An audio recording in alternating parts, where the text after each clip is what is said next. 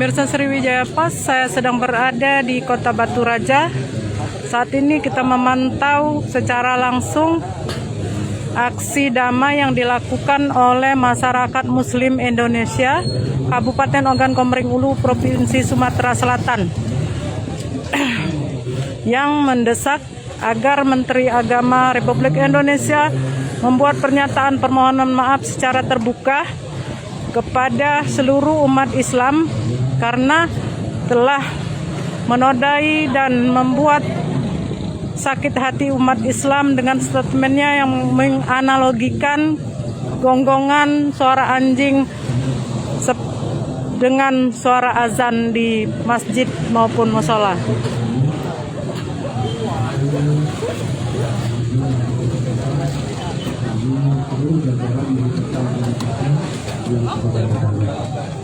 Nah, kemudian juga kepada seluruh pihak kepolisian yang sudah mengamankan pada hari ini. Jadi yang penting saya sampaikan dalam kesempatan ini apa yang menjadi tuntutan Bapak-bapak, Pak Bowo, Pak Robert, ya. Baik. Terima kasih Pak.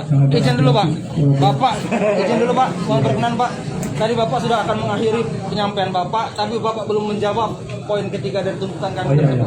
Ya, jadi begini, kalau tuntutan Bapak-bapak terkait dengan bersama saya untuk mengusulkan mencabut ini, ya tentu saya ini kan punya kawan-kawan di kantor pembina Alma, juga ada di situ ada Majelis Ulama Indonesia, karena surat edaran ini kan ditujukan ke ke Kanwil, ke Kemenak, ke KUA, ke Penyuluh, termasuk pada MI. Nah, jadi tentu ini kita sama-sama akan berusaha untuk koordinasi ya mereka itu, dan nanti baru hasilnya akan kita teruskan ke Kanwil Provinsi Sumatera Selatan. Jadi secara berjenjang apa yang kita sampaikan pada hari ini akan kita teruskan ya.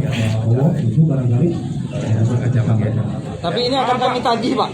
Apa yang Bapak sampaikan bahwa akan dilakukan koordinasi lintas lembaga tadi akan kami tagih dan akan kami lihat seperti apa progresnya. Sepakat kawan-kawan? Seperti itu. Iya, Bapak silakan Pak. Itu. Ini Pak, Bapak hanya menyampaikan aspirasi kami, bukan aspirasi dari Bapak. Menyampaikan aspirasi kami tentang tuntutan ini.